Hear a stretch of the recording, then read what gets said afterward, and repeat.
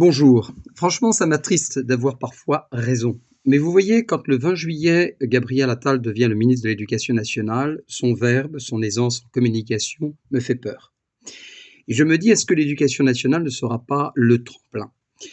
Jusqu'à septembre, je commence tout doucement à me laisser apprivoiser, digne du renard par rapport au Petit Prince. Et je prends trop vite pour Le Petit Prince, ce Gabriel Attal. Notre ministre de l'Éducation nationale nous rassure, nous montre qu'il y aura plus de discipline et de respect envers les professeurs. Notre ministre de l'Éducation nationale, Gabriel Attal, nous rassure aussi sur le plan du harcèlement scolaire.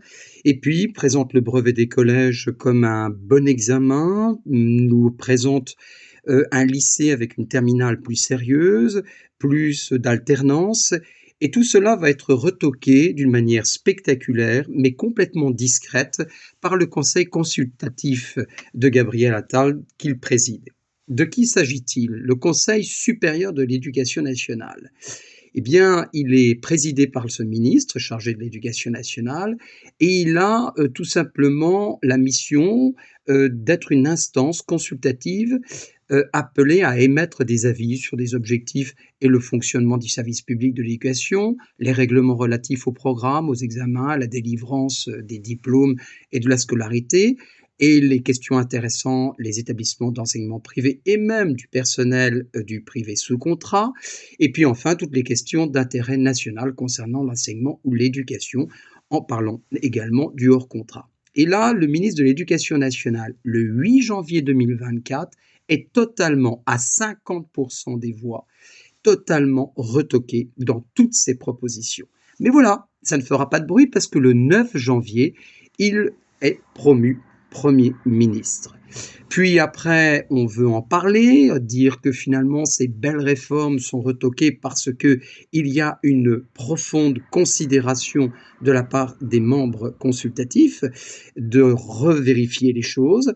Et alors finalement, on se retrouve avec un ministre qui est englué dans un débat sur le privé et sur le public à l'Assemblée nationale. On met une petite couche des agriculteurs et surtout, on oublie ce qu'est l'éducation nationale. Où se trouve l'école aujourd'hui? Et tout ce qu'était l'investissement total d'un ministre de l'Éducation nationale qui donnait son engagement en tant que Premier ministre de faire sa priorité l'école, où en sommes-nous? Et cela, même pas en 10 ans, même pas en 3 ans, même pas en 1 an, en quelques semaines. Donc, l'éducation nationale, une fois de plus, nous laisse empêtrés dans un véritable drame.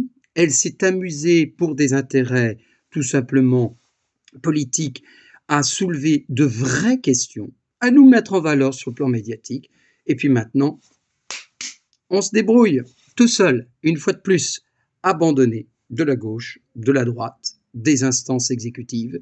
Tout est bloqué, rien n'est accepté, hormis quelques débats qui ont eu lieu, rien, vous m'entendez, de ce que nous avons entendu des beaux discours du 20 juillet jusqu'au 8 janvier 2024, rien n'est mis en pratique. Voilà la réalité.